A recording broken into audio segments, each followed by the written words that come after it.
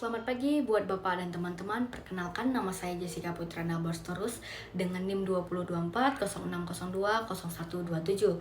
Pada hari ini saya akan menjelaskan tentang pH, asam dan basa serta aplikasi dalam bidang farmasi. Apa itu asam dan basa? Asam dan basa merupakan dua jenis zat yang sering kita temui dalam kehidupan sehari-hari. Asam adalah zat yang memiliki rasa masam, mengubah lakmus biru menjadi merah, serta mampu melepaskan ion H+.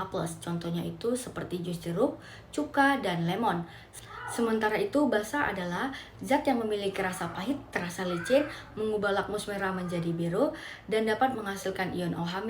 Contohnya itu seperti sabun dan deterjen. Asam bersifat korosif, sedangkan basa bersifat kaustik. Untuk memahami mengapa suatu zat bersifat asam dan basa, para ilmuwan mengembangkan beberapa teori, yaitu teori Arrhenius, Bronsted-Lowry, dan Lewis. Menurut Arrhenius, asam adalah zat dalam air yang dapat melepaskan ion H+, sedangkan basa adalah zat dalam air yang melepaskan ion OH-. Reaksi antara asam dan basa disebut reaksi netralisasi yang menghasilkan air. Contohnya itu HCl akan terdisosiasi menjadi H+ dan Cl-. Sedangkan NaOH akan terdisosiasi menjadi Na+ dan OH-. Jika keduanya bereaksi akan terbentuk NaCl dan air. Sedangkan teori Bronsted-Lowry, teori ini lebih luas dibandingkan Arrhenius, karena asam dan basa tidak terbatas pada pelarut air saja, melainkan melibatkan perpindahan proton H+. Asam berperan sebagai donor proton, sedangkan basa berperan sebagai akseptor proton. Proses netralisasi terjadi melalui perpindahan proton H+ dari asam ke basa. Asam berperan sebagai donor proton, sedangkan basa berperan sebagai akseptor proton. Pada reaksi HCl dengan air, HCl memberikan proton kepada H2O, sehingga terbentuk H3O+ dan Cl-, yang menunjukkan bahwa sifat asam dan basa saling meniadakan melalui transfer proton. Konsep ini juga memperkenalkan pasangan asam-basa konjugasi. Terlihat bahwa CH3COOH memberikan satu proton H+ kepada H2O, sehingga CH3COOH bersifat sebagai asam, sedangkan H2O bersifat sebagai basa. Teori asam basa Lewis menjelaskan reaksi asam dan basa tidak melibatkan proton saja, tetapi melibatkan pasangan elektron.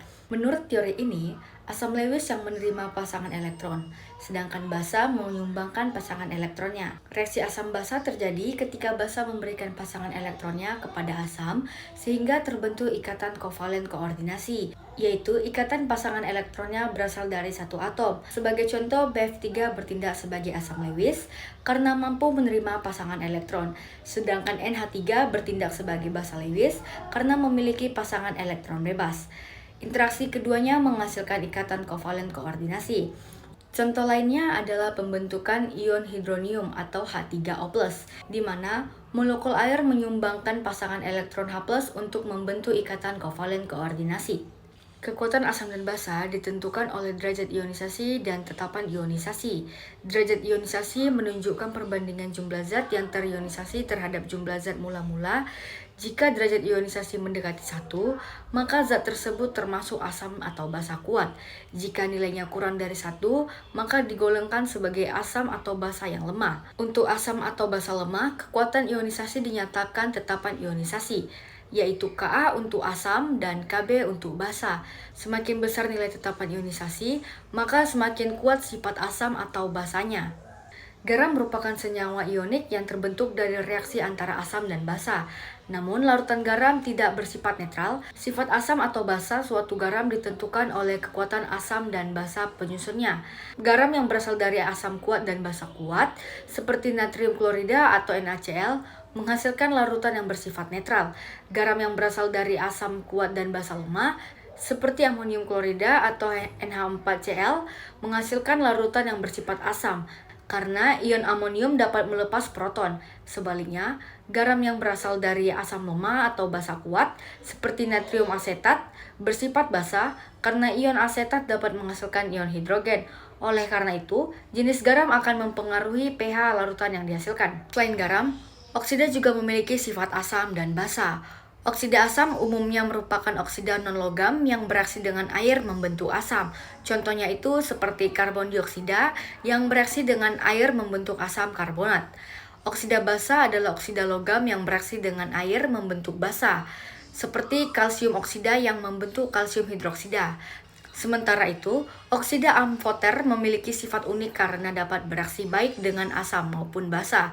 Contohnya itu seperti aluminium oksida. Pemahaman sifat oksida ini sangat penting untuk membentuk karakter asam dan basa suatu senyawa dalam reaksi kimia dan aplikasinya.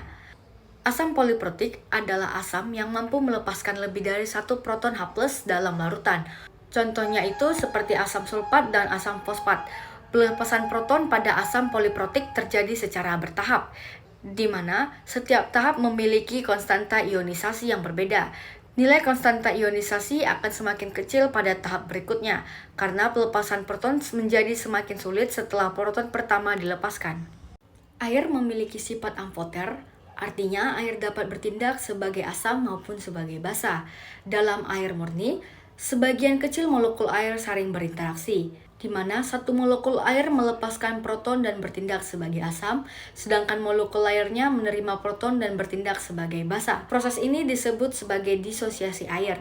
Reaksi tersebut dapat ditulis sebagai dua molekul air yang menghasilkan ion hidronium dan ion hidroksida.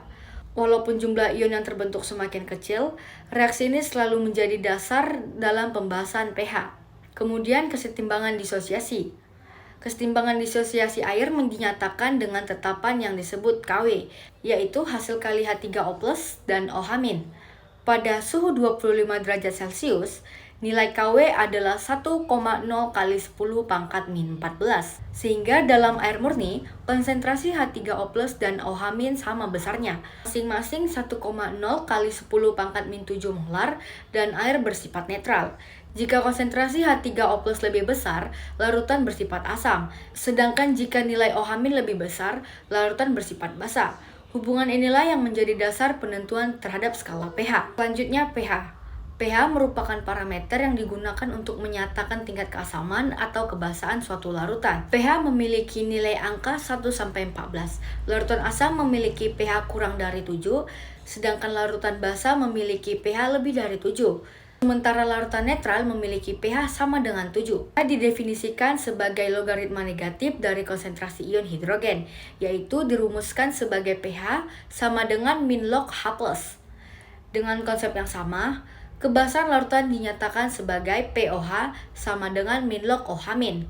Dalam sistem air, berlaku hubungan kesetimbangan yang disebut tetapan ionisasi air atau Kw, dengan rumus Kw sama dengan H+ dikali OH-. Untuk asam kuat, karena terionisasi sempurna, konsentrasi ion H+-nya sama dengan molaritas asam, sehingga pH dapat langsung dihitung dari nilai tersebut. Pada asam lemah, ionisasinya hanya sebagian, sehingga konsentrasi H+ dihitung menggunakan akar dari hasil kali tetapan ionisasi asam dan konsentrasi asam. Besar derajat ionisasi dinyatakan sebagai alfa, yang nilainya bergantung pada Ka dan konsentrasi larutan.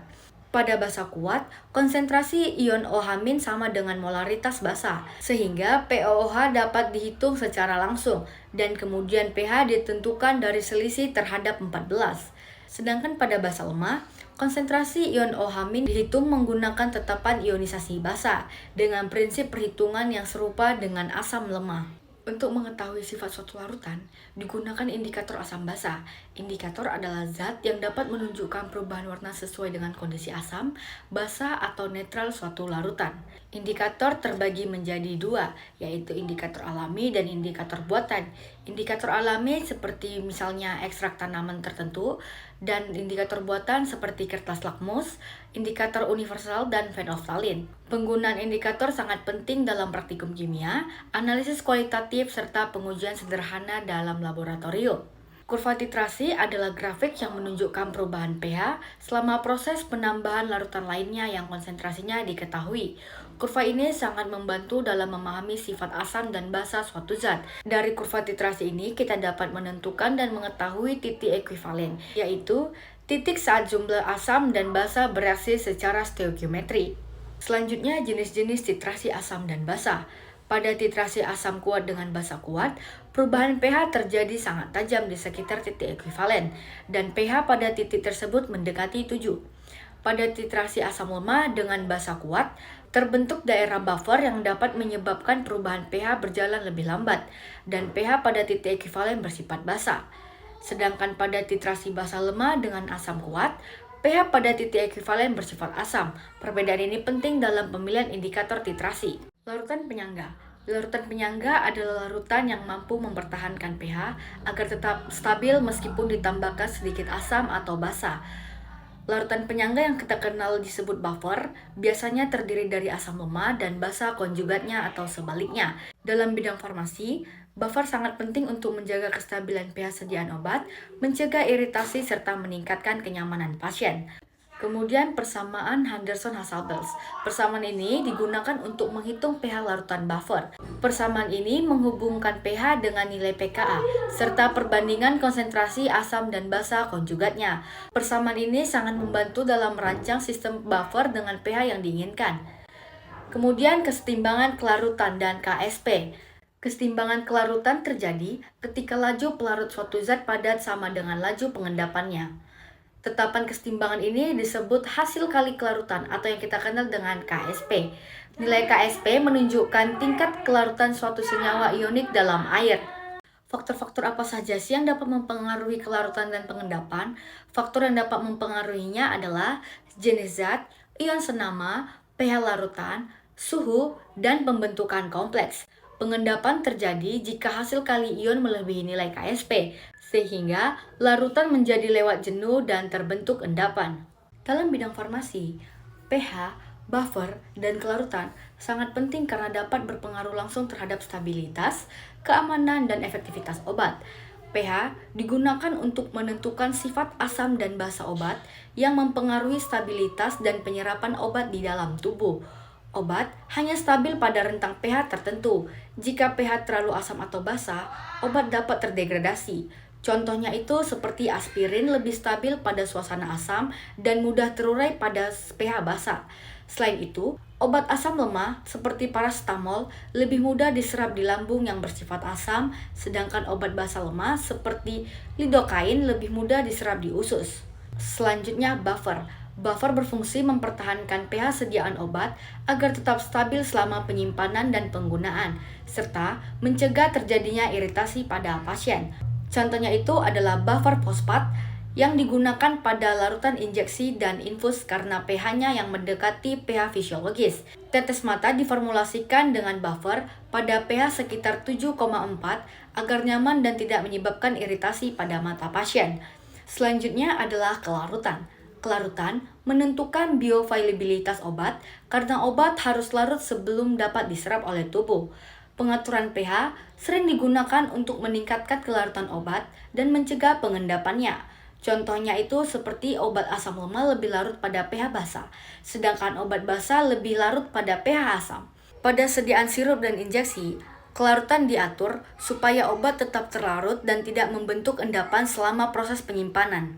Sebagai penutup dapat disimpulkan bahwa pemahaman mengenai pH, asam basa, dan larutan penyangga, serta kelarutan merupakan dasar dari penting serta sebagai penutup dapat disimpulkan bahwa pemahaman mengenai pH, asam basa, kelarutan, dan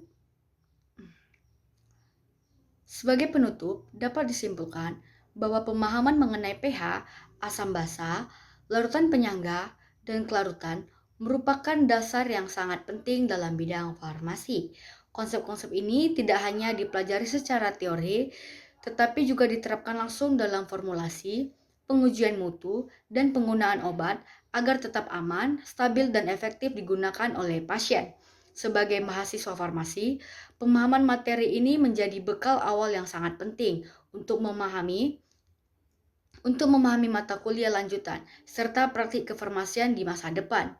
Hanya itu yang bisa saya jelaskan, lebih dan kurang saya minta maaf. Terima kasih.